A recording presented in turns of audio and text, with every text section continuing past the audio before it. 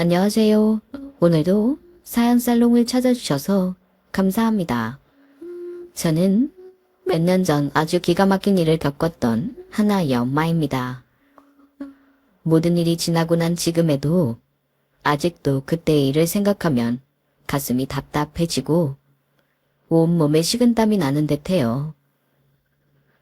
평소 다른 분들의 사연을 잘 듣는 애청자로서 저보다도 더한 사연을 마음에 품고 살아가는 분들이 많다는 것 알고 있습니다만 오늘은 저도 저의 이야기를 털어놓고 싶어서 이렇게 제 이야기를 써보게 되었네요. 제 삶도 참 돌이켜 생각해보아도 기고했거든요. 저는 저희 20대를 전부 한 남자와 연애를 하며 보냈어요. 그 사람은 대학 선배로 제 20대의 추억은 전부 그 사람과의 추억이었다고 해도 과언이 아니죠. 저희는 무려 8년을 연애했고 그 끝은 그 남자의 바람으로 이별을 하게 되었습니다. 저는 당연히 그 남자와 제가 결혼을 할 거라고 생각을 해왔었는데 저를 1년 동안이나 속이고 바람을 피워왔다는 사실을 알게 된 순간부터 정상적인 삶을 살기가 어려웠어요. 모진 말들을 하며 이별을 했음에도 좀처럼 상처와 회복이 되질 않더군요. 당연히 주변의 많은 분들이 저를 걱정해 주었고 그건 제 대학 동기이자 직장 동료인 제 단짝 친구 예슬이 역시 마찬가지였습니다. 제 친구 예슬이는 저의 모든 연애사를 다 알고 있었기 때문에 당시 힘들어하던 저를 엄청나게 걱정했어요. 매일 퇴근하고 저녁밥을 같이 먹고 집에 보내주고 자신의 모든 인맥을 동원해 남자를 여러 명 소개시켜주기도 했답니다. 예, 다음 주 주말에 소개팅 한 번 더 해. 내가 이번에는 진짜 너랑 잘 어울릴 것 같은 사람으로 준비했어. 마음은 알겠는데 이번이 벌써 4번째야. 이제 그만 만나면 안 될까? 남자친구 그런 거 없이도 활기차게 잘 살아볼게. 내가 예슬이 널 봐서라도 행복하게 지내볼게. 정말이야. 참네. 그런 애가 얼굴은 맨날 팅팅 부어가지고 온몸에 힘 하나 없이 그러고 다니니? 남자가 뭐 별거야? 사랑으로 받은 상처는 사랑으로 치유된다더라. 소개팅은 어차피 잘 될 확률 거의 없고 그냥 다다익선이니까 부지런히 나가봐봐. 그냥 밥 한 끼 맛있는 거 먹는다 생각하고. 지금 생각해보면 참 고마운 친구였네요. 그 당시에도 고마운 마음이 있긴 했지만 그것보다 부담스럽고 귀찮다는 생각이 더 컸거든요. 어쨌든 그 친구는 저에게 총 6명의 남자를 소개해줬고 그중 5명의 남자와는 커피 한 잔만 겨우 마시고 헤어지곤 했어요. 8년간의 사랑을 배신한 전남친 때문에 도무지 그 누구에게도 정이 가질 않더라고요. 마음이 요만큼도 열리지가 않았죠. 하지만 6번째 남자, 제 남편은 뭔가 달랐습니다. 처음 만난 자리에서부터 저보다도 더 딱딱한 표정을 하고 나오더니 처음부터 저에게 결혼 계획이며 자녀 계획을 줄줄이 읊는 것이었어요. 본인의 가정사까지도요. 저는 결혼은 일찍 할수록 좋아요. 초면에 이런 말씀 조금 부담스러우시겠지만 결혼하면 아내는 무조건 집에서 쉬었으면 좋겠어요. 자녀를 많이 낳을 생각이거든요. 무조건 2명 이상이요. 제가 연봉이 2억 조금 넘는데 그 정도면 4인 가족 먹여 살리는 건 문제 없을 겁니다. 아, 네. 사실 제가 중학교 때 부모님이 이혼을 하셨어요. 그 뒤로 엄마랑 둘이 살아왔는데 제가 외동이다 보니까 집안이 아무래도 적적할 수밖에 없었죠. 그래서 저는 북적이고 단란한 가정을 꾸리는 게 오랜 꿈이에요. 그런데 요즘 세상이 많이 바뀌어서 아이를 낳기 싫어하는 분들도 있고 심지어 결혼도 안 하려는 분들이 많더라고요. 물론 그런 분들의 생각은 존중합니다. 각자 자기 인생이니까요. 하지만 저도 제 꿈이 있는지라. 만약 영경 씨가 그런 생각을 가지고 있으시다면 서로 시간 낭비하는 것보다는 미리 처음부터 말씀드리는 게 나을 것 같아서요. 네, 그렇군요. 만나자마자 자기 얘기를 주로륵 늘어놓으니 저는 벙쪄서 다른 말을 할 수가 없었어요. 제가 말없이 보고만 있자 남편은 제 의견을 묻더군요. 저는 그냥 생각나는 대로 더듬거리며 제 평소 생각을 말했습니다. 저는 비혼주의도 아니고 아이를 갖는 것도 좋아요. 저도 외동이라 아들, 딸 낳고 키우는데 로망이 있었거든요. 그런데 태준 씨처럼 연봉 2억 넘게 버시는 분께 제가 어울릴지 모르겠네요. 같은 나이인데 전 아직 일개 사원일 뿐이거든요. 주선자한테 못 들으셨어요. 사실 영경 씨 같은 스타일이 딱 제 이상형이에요. 쌍꺼풀 없이 큰 눈에 구릿빛 피부를 가진 사람이요. 영경 씨 사진 보자마자 제가 먼저 소개해달라고 한 거였어요. 그런데 막상 만나보니 더 예쁘셔서 제가 더 마음이 가기 전에 일부러 제 패를 다 보여드린 겁니다. 혹시 도망치시려면 빨리 도망치시라고요. 그렇게 말하는 남편을 자세히 보니 거짓말을 하는 것 같지는 않더라고요. 솔직히 제가 학창시절이나 대학교 다닐 때 인기가 아주 없는 편은 아니었지만 그렇다고 누군가가 절 보고 이상형이라며 들이댈 스타일까진 아니거든요. 그런데 남편은 아주 진중한 모습으로 저에게 대시를 했고 이후에 가진 만남에서도 저에 대한 호감을 꾸준히 표시했어요. 그리고 연인이 되고 결혼을 약속하기까지 변함없이 저를 좋아해 주었고요.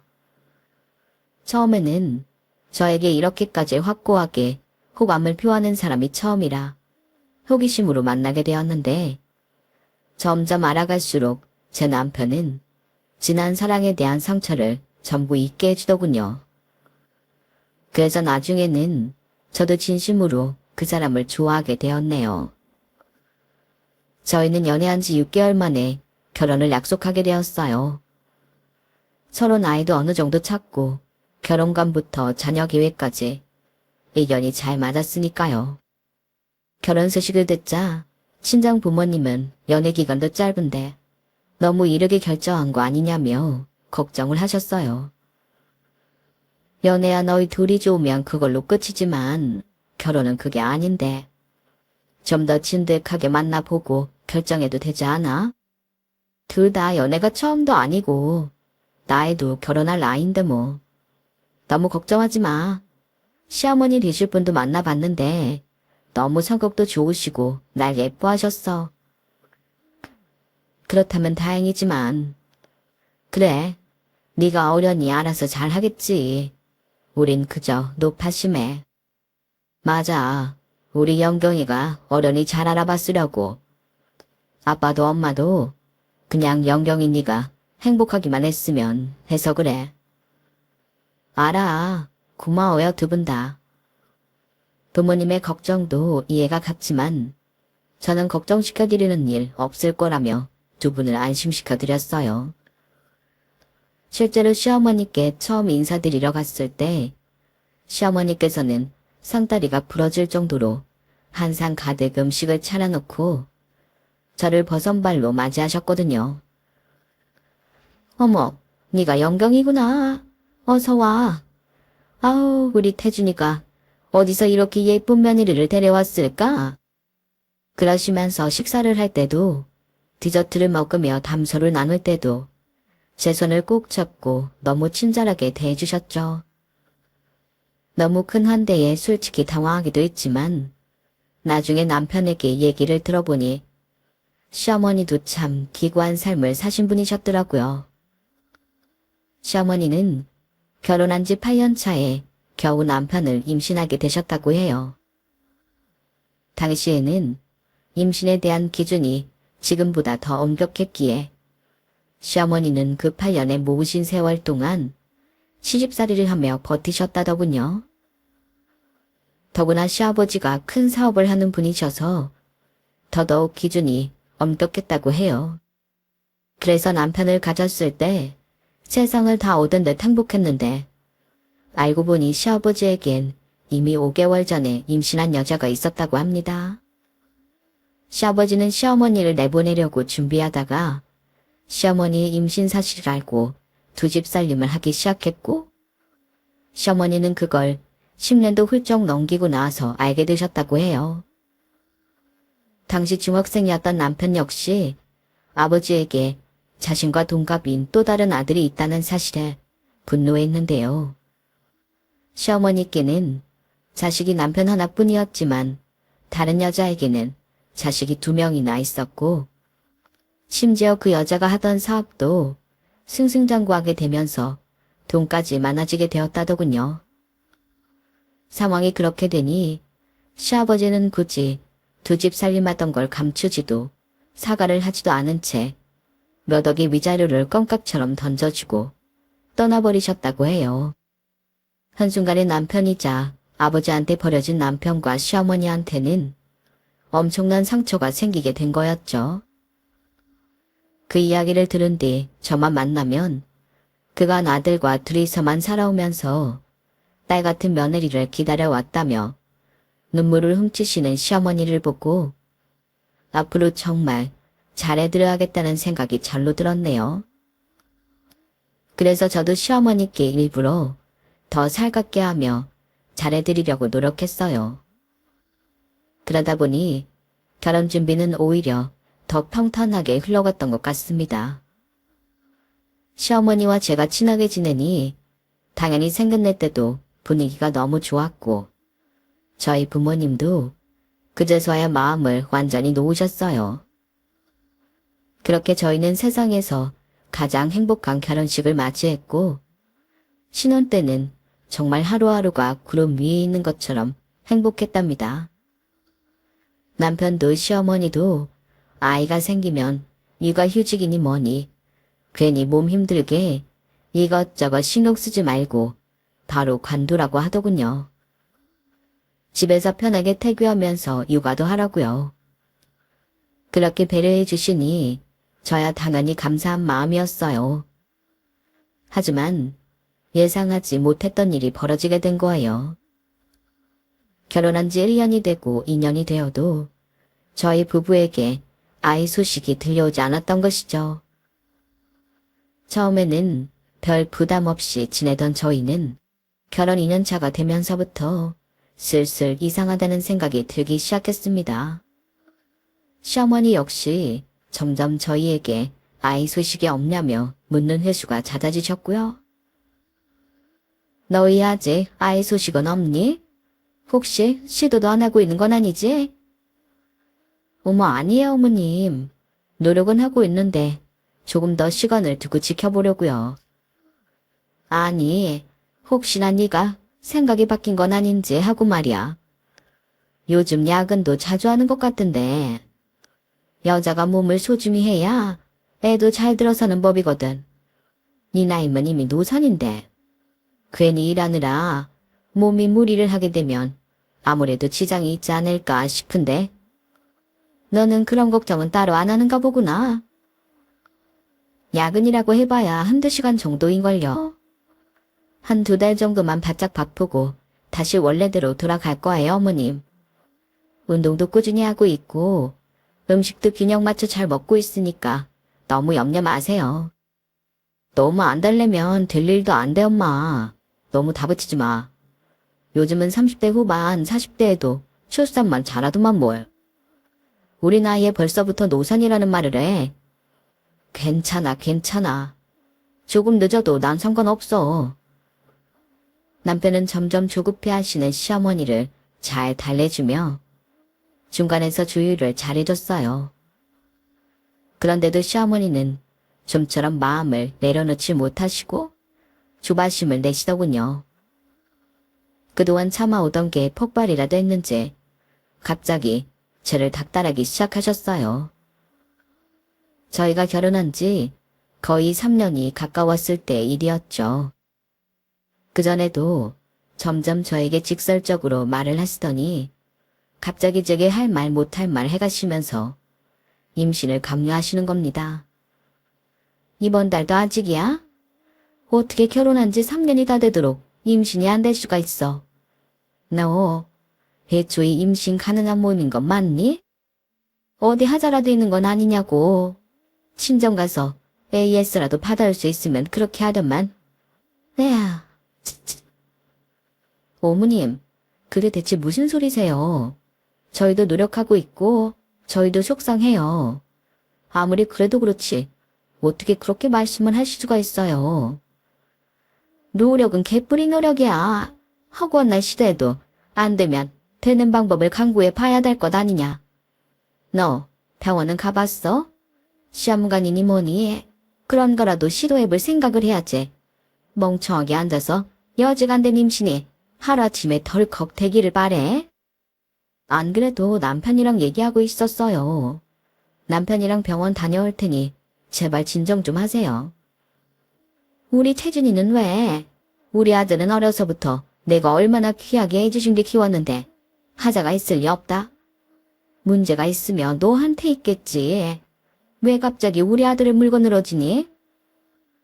그럼 아이는 저 혼자 낳나요? 남자가 불임인 경우도 반이나 돼요, 어머님. 다녀오고 결과 말씀드릴 테니까 이제 그만 연락하세요.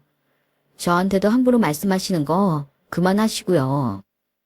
시어머니는 남편은 완벽한데 왜 병원을 데려가냐며 노발대발 난리를 쳤지만 저는 아랑곳하지 않고 남편 손을 잡고 병원을 다녀왔습니다. 검사를 받아보니 불임의 원인은 남편에게 있다는 결과가 나오더군요. 임신 가능성은 고작 2%도 채 되지 않는다고요. 소식을 들은 시어머니는 거의 개거품을 물고 쓰러지려 했습니다. 그럴 리가 없다면서 저에게 막말을 퍼부어댔어요. 함께 있을 때는 항상 시어머니로부터 저를 보호해주던 남편도 그때는 충격을 많이 받았는지 아무 말도 못하고 있더군요. 어디서 돌팔이 같은 의사를 만나고 와서 내 아들을 흠집내려고 해? 말이 되는 소리를 해라.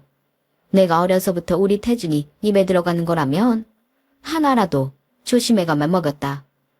애가 머리도 출중해서 혼자 명문대도 가고 운동도 저렇게 열심히 하는데 그게 말이 되는 소리야? 하자가 있으면 그건 너지. 검사 결과가 어떻게 거짓말을 할 수 있다는 거예요. 전문가 의견을 받아와도 어머님 마음대로 해석하실 거면 뭐하러 돈 주고 검사를 받아왔냐고요. 문제를 알았으니 해결할 방법을 찾아야죠. 서로 탓만할 게 아니라. 그러니까 그 문제가 왜 우리 아들한테 있냐는 거야. 원래 남자야 몸이 어떻든 밭이 좋으면 씨는 알아서 자라는 법이야. 너 우리 태준이 만나기 전에 지지고 볶고했다던 남자도 있었다지 않았니? 대체 무슨 짓을 어떻게 해놨길래 밭이 이 모양이 되느냐고. 애초에 그 남자 하나만 만난 건 확실하니. 이 남자 저 남자 아무렇게나 만나고 다녔던 건 아니야. 그게 대체 무슨 소리세요? 정말 불쾌하네요. 어머님도 같은 여자시면서 어떻게 그딴 소리들을 함부로 하실 수가 있으세요? 애당초 아이를 많이 낳고 다복하게 살아가겠다는 건 저랑 남편의 바람이었을 뿐이지 강요사항이 아니었잖아요. 무슨 3대 독자도 아니고 종갓집도 아닌데 왜 이렇게까지 임신을 강요하시는 거예요? 어머님한테 이런 소리까지 들어가면서 제가 아이를 낳을 이유는 없어요. 어머님 손주라면 낳고 싶은 생각도 사라지네요. 뭐라고? 지금 말 다 했어? 어디서 함부로 몸 굴리다 온 년이 시애미한테 눈을 똑바로 뜨고? 아, 좀 그만해. 엄마, 진짜 적당히 좀 해. 아무리 그래도 그렇지 어떻게 내 와이프한테 하자가 있다느니 몸을 함부로 굴렸다느니 그런 소리를 할 수 있어. 엄마가 이럴수록 나만 더 비참하게 만들고 있잖아. 병원에서 못하러 거짓말을 해. 제발 상식적으로 말이 되는 소리를 해. 안 그래도 심란한 우리 둘 괜히 들쑤시지 말고 그만 가. 너 정신 차려. 지금 네 와이프가 중요해? 어떻게든 아이를 먼저 봐야 할 거 아니야. 그만하라고 진짜. 가 빨리. 뒤늦게 정신을 차린 남편은 시어머니를 만류하며 집 밖으로 끌어내 시댁으로 데려갔어요. 시어머니는 차가 없으셔서 늘 남편이 차로 20분 걸리는 거리를 태워다 드렸거든요. 그동안 저는 거실에 앉아서 한숨 돌리는데 너무 화도 나고 기가 막히기도 해서 머리가 빙빙 도는 것 같더라고요. 피가 거꾸로 솟는다는 말을 그때 처음으로 생생하게 느껴보았네요. 시어머니를 바래다 주고 돌아온 남편은 제 옆에 앉아서 한동안 아무 말 없이 있었어요. 어색한 공기만 감돌았죠.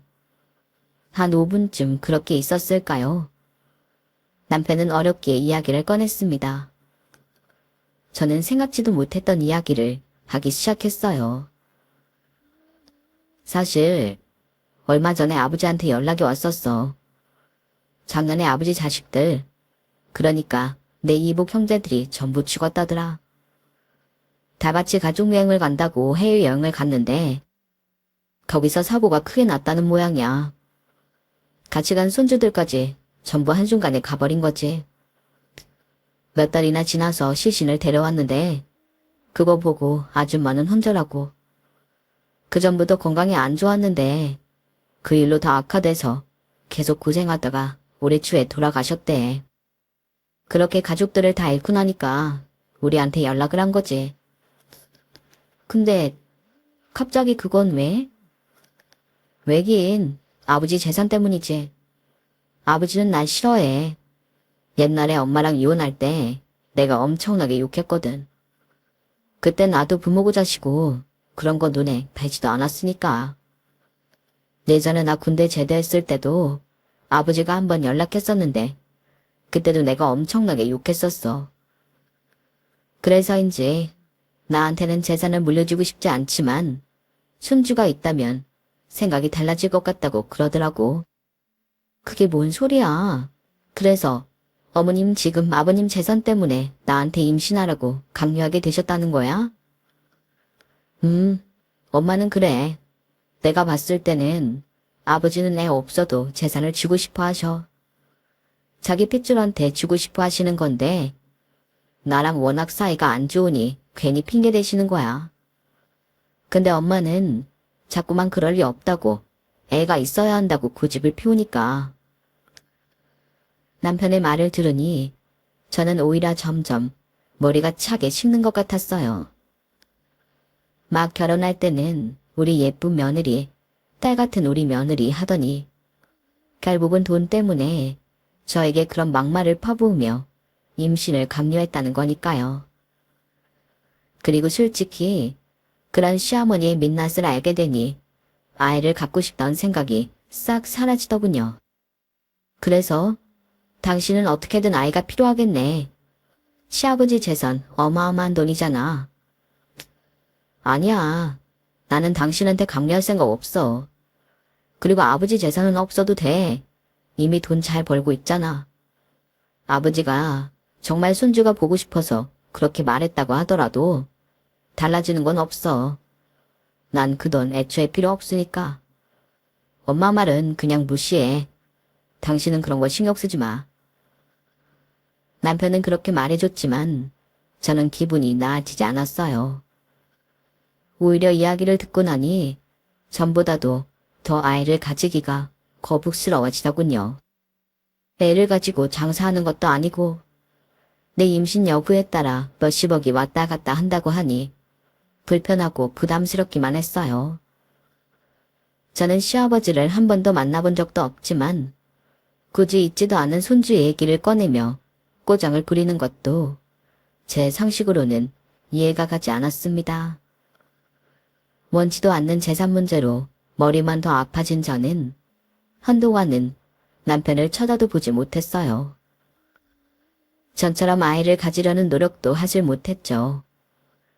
제가 예전과 다르게 말도 없어지고 행동도 차가워진 것을 느꼈는지 남편도 말을 아끼며 제 눈치만 봤죠. 그런데 세상이 참 희한하죠.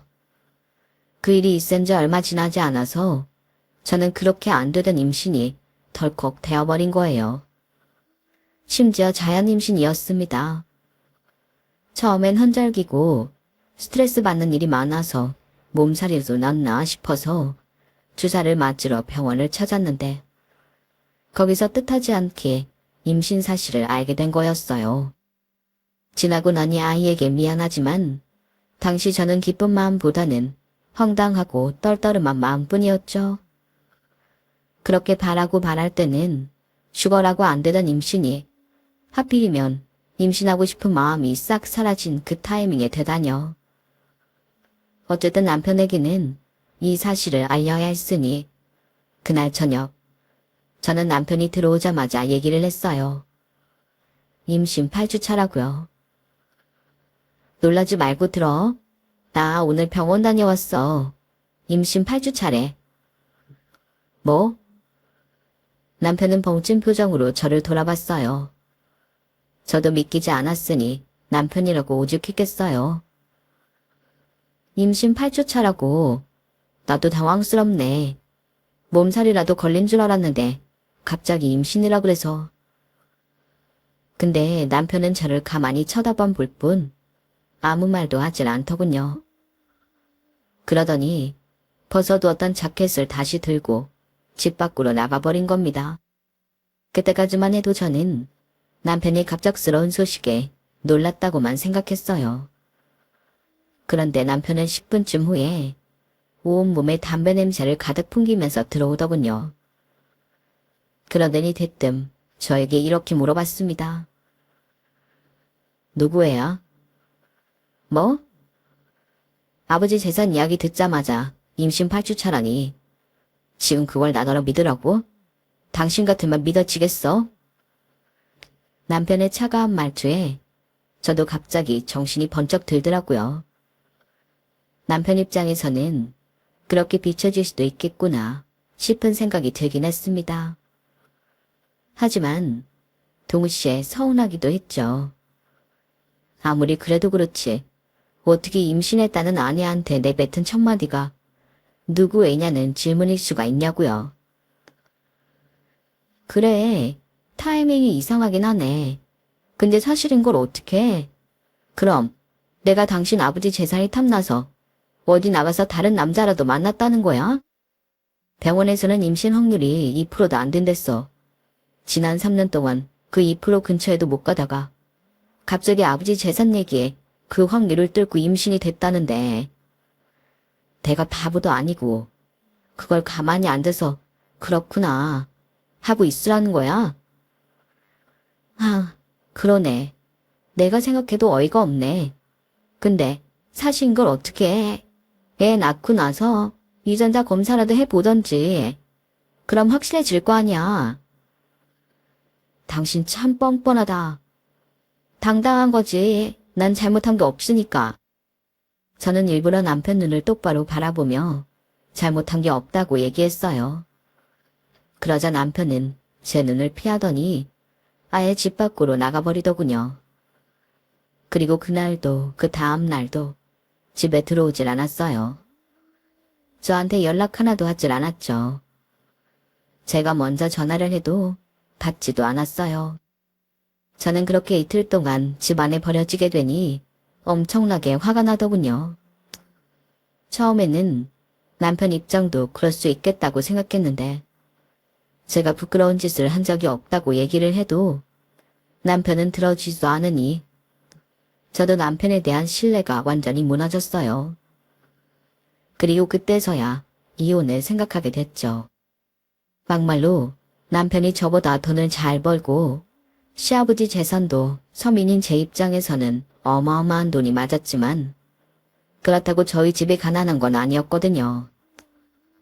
저도 그동안 착실하게 쌓아온 커리어가 있었고 급여도 많이 오른 상태였던 데다 저희 부모님도 저와 제 아이를 거두어 주실 능력이 충분히 있었습니다.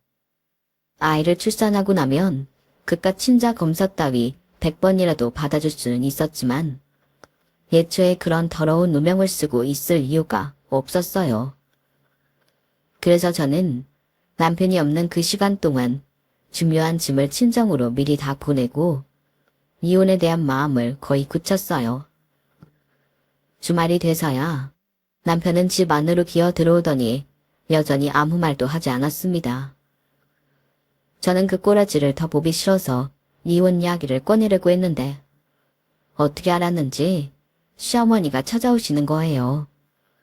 이것저것 반찬을 잔뜩 양손에 들고 오시더니 저를 보자마자 당연하다는 듯 이렇게 물으시는 겁니다. 너 어디 가서 애를 배웠니? 넌덜머리가 나더군요. 어디 간 일 없어요. 남편의 해요. 참나, 웃기는 소리 하네. 네가 네 입으로 그렇게 전문가들이 임신 가능성 없다 그랬다고 떠들어대다니 이제 와서 남편 애를 임신했다고? 표정 하나 안 바뀌고 얘기하는 거 봐라. 너 정말 보통 아니구나. 엄마, 그만해. 내가 말없이 찾아오지 말라고 했잖아. 뭐 어찌되었든 일단 됐다. 누구 애든 임신했으면 됐어. 일단 이 시애비한테 알리고 나서 다시 얘기해보자꾸나. 알리고 나서 뭘 다시 얘기해요. 애 비밀로 시아버지 재산 받고 나면은 그 다음에는 어머님이 당했던 거 그대로 저한테 돌려주려고요. 어머님이 버려졌던 것처럼 저도 버리겠다 그런 소리예요? 뭐? 너 지금 뭐라 그랬니?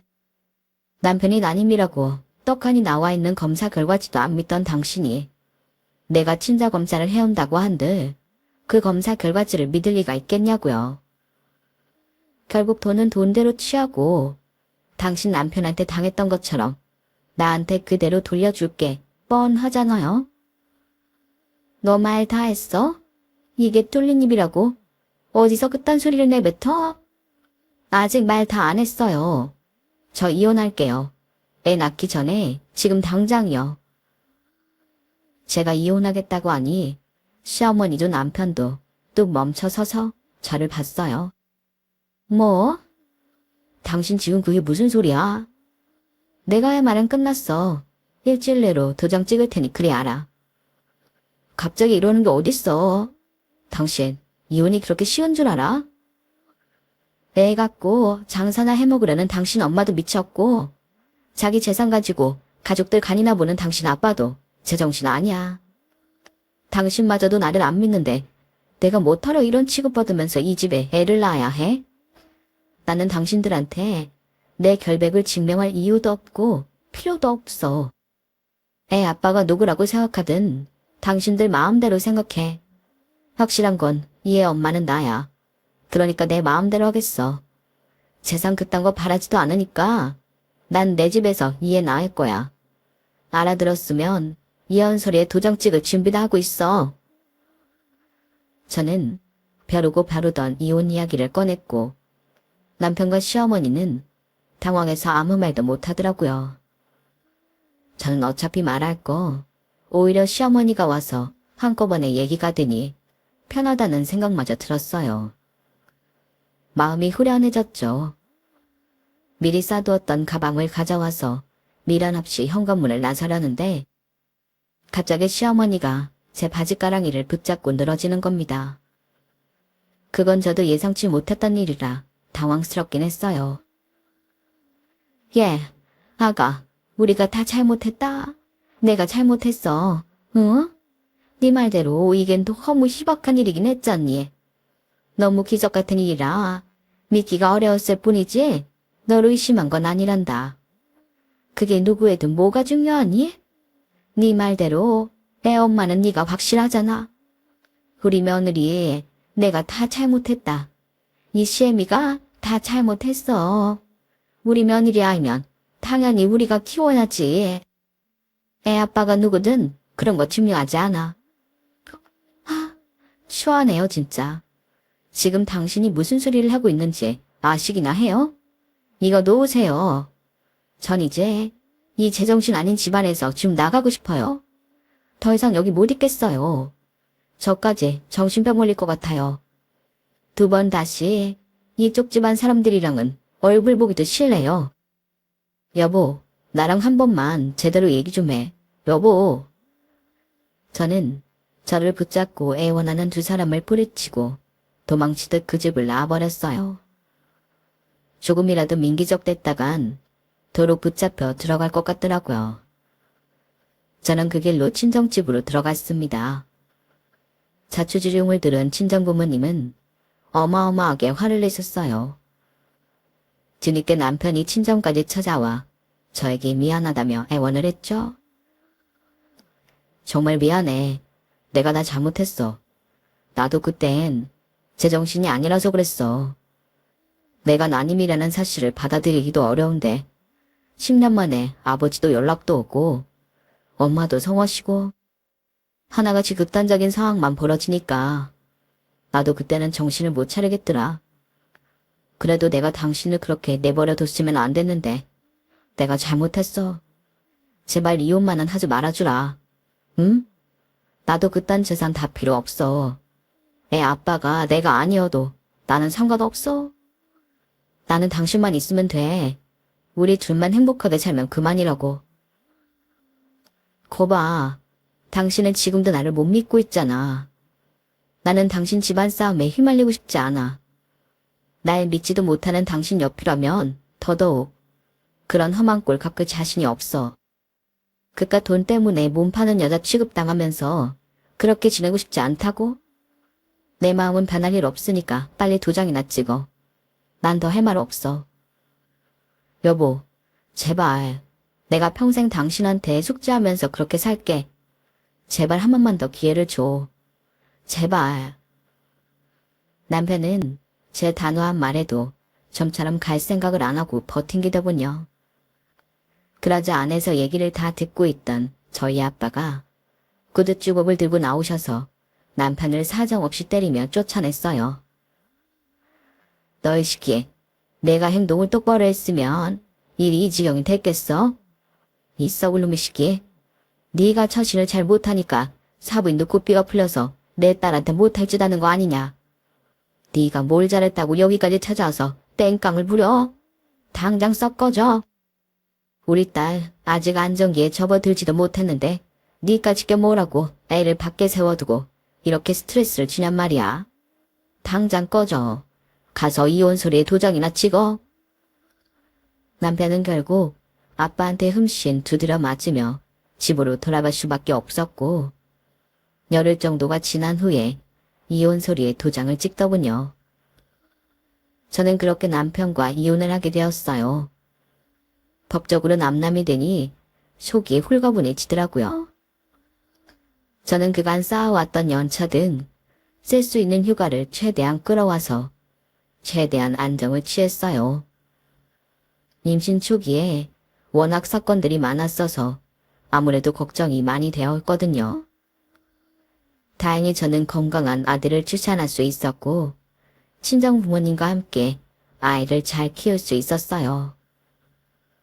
제가 먼저 심신이 안정되자 아이 역시 트러블 없이 출산부터 육아까지 건강하게 잘 자라주었죠. 제가 그렇게 홀로 출산을 하고 육아를 하는 동안 남편은 저에게 끊임없이 연락을 해왔어요. 출산을 하기 전부터 아이 양육비라며 과분한 돈을 보내왔죠. 법적으로 지정된 금액이 있는데 그 이상의 돈을 보내왔어요. 제가 그러지 말라고 해도 멈추질 않더군요. 뿐만 아니라 시어머니한테도 시도 때도 없이 연락이 왔습니다. 메신저로 이런저런 선물을 보내기도 하고 이제라도 이혼을 물을 생각은 없냐면서 정말 징글징글하게 연락을 해오더군요. 출산 후에는 아예 번호를 바꿔버려야 했을 정도로 연락을 많이 했어요.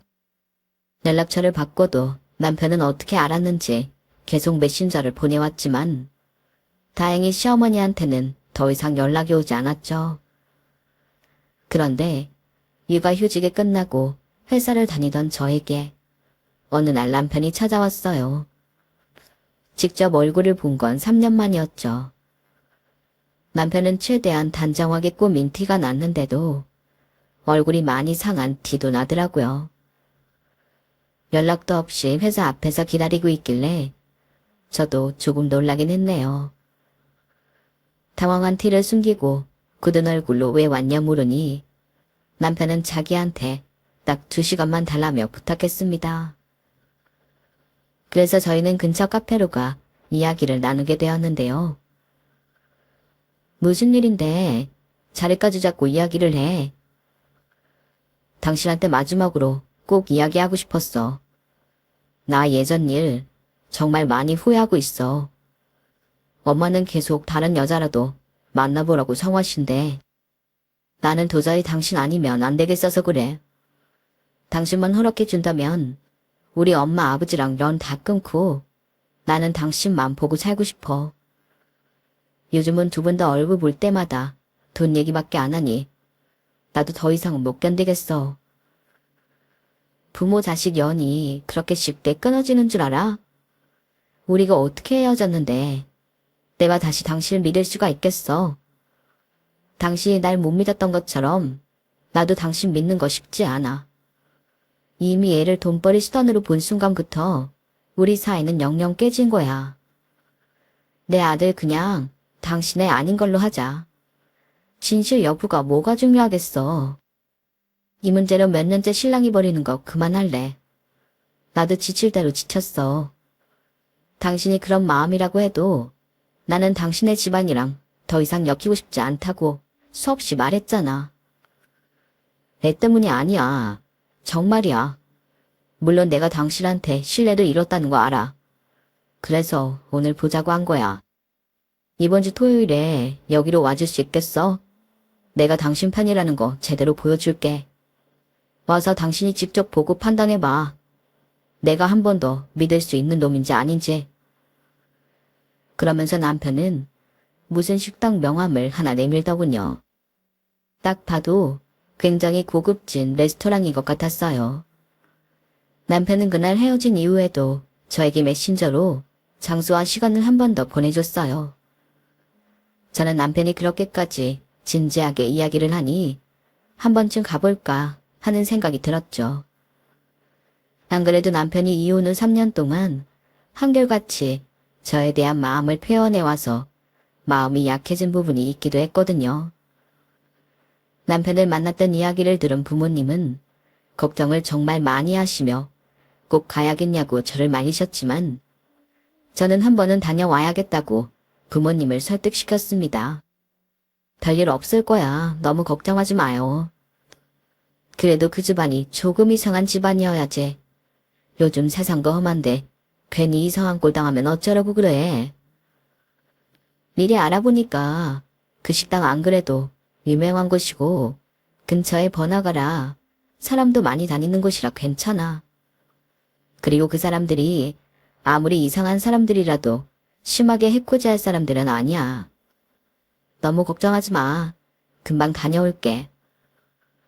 남편이 꼭 오라고 했던 그날은 하필이면 저희 부모님이 외부 일정이 잡혀있던 날이었기에 아들을 봐줄 사람이 없었어요. 그래서 제가 아들을 데리고 다녀오기로 했죠. 아들을 데려가는 데에서 저도 내심 걱정이 되긴 했어요. 그래서 일부러 녹음기도 미리 사서 주머니에 넣어놓고 스마트워치로 뭔 일이 있으면 바로 경찰서에 전화가 되도록 조치를 취해놓은 채로 남편이 알려준 장소로 갔습니다. 당일날 그 장소에 도착하고 보니 그날은 예전 시어머니의 칠순이었더라고요. 저도 적잖이 당황하긴 했네요. 남편이 1시에 오라고 해서 그 시간에 맞춰 왔는데 이미 남편과 시어머니 이름으로 예약되어 있는 룸 안에서는 한창 사람들이 식사하는 소리가 들려왔어요. 순간 괜히 왔나 하는 생각이 들었는데 갑자기 문이 열리더니 남편이 나오는 거예요. 그러곤 절 보고 환하게 웃으며 와줬구나 하더니 절 데리고 그대로 룸 안으로 들어갔어요. 얼떨결에 남편에게 손목이 잡혀 아이와 함께 룸 안으로 들어가니 곧 사람들의 시선이 집중되었는데요. 안에는 많은 사람들이 있었던 것은 아니지만 시어머니와 남편 그리고 친척들과 지인들이 와 있었어요. 그리고 시어머니 옆자리에는 처음 보는 할아버지가 한 분 앉아 계셨는데 초면이었음에도 그분이 시아버지라는 것을 한눈에 알 수 있었죠. 안에 있던 사람들은 저와 제 아들을 보고 웅성거리기 시작했고 시어머니는 자리에서 벌떡 일어나셨어요. 너, 내 손주, 내 하나뿐인 손주를 드디어 데려왔구나. 아유, 우리 손주 이리 와. 할미가 한번 안아보자. 저는 기겁을 하며 달려드는 시어머니를 등지고 아이를 안아들었어요. 남편은 그런 시어머니를 저에게서 멀찍이 떼어놓으며 이야기했습니다. 엄마 아버지가 아무리 말씀을 드려도 이해를 못하시는 것 같아서 불렀어요. 사람들 다 있는 데서 똑똑히 말씀드릴 테니까 이제 현실을 좀 직시하시라고요. 여기 이 아이는 우리 가족과는 아무런 상관없는 온전히 영경이의 아이예요. 남남이라고요. 아시겠어요? 그리고 이 아이의 생부인 저도 더 이상 여러분과는 아무런 상관없는 남입니다. 아버지가 재산을 지나가던 똥개한테 지던 사회에 환원을 하던 저희랑은 더 이상 아무 상관없는 일이라고요. 그러니 당신을 눈치 싸움에 저희 3명은 빼주세요. 더 이상 그 일에 영경이랑 영경이 아들 얘기는 올리지 말고 당신들끼리 알아서 노르란 말입니다. 너 이놈의 자식, 그게 무슨 소리야? 나 죽는 걸 보고 싶어서 그래? 엄마야말로 제발 정신 차려. 어쩌다 돈 욕심에 눈이 멀어서 사람이 이렇게 된 거야. 엄마를 보면 더더욱 아버지 재산은 안 받는 게 나아. 사람을 이렇게 망치는 돈이라면 난 필요 없어. 그러자 시어머니는 거의 개거품을 물고 발작을 했어요. 정신 차려 이거사. 이 돈은 원래부터 네 거였어. 네가 태어날 때부터 네 거였다고. 네 아버지가 바람피고 헛짓거리 하는데 쏟아부었던 돈들도 전부 너한테 갔어야 되는 돈이란 말이다. 아, 불쌍한 우리 아들. 아들 대접 한번 못 받아보고.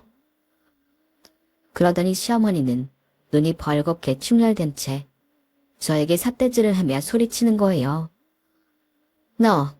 너 대체 무슨 짓을 했어? 우리 아들한테 무슨 소리를 지거렸길래 갑자기 애가 이러냐고?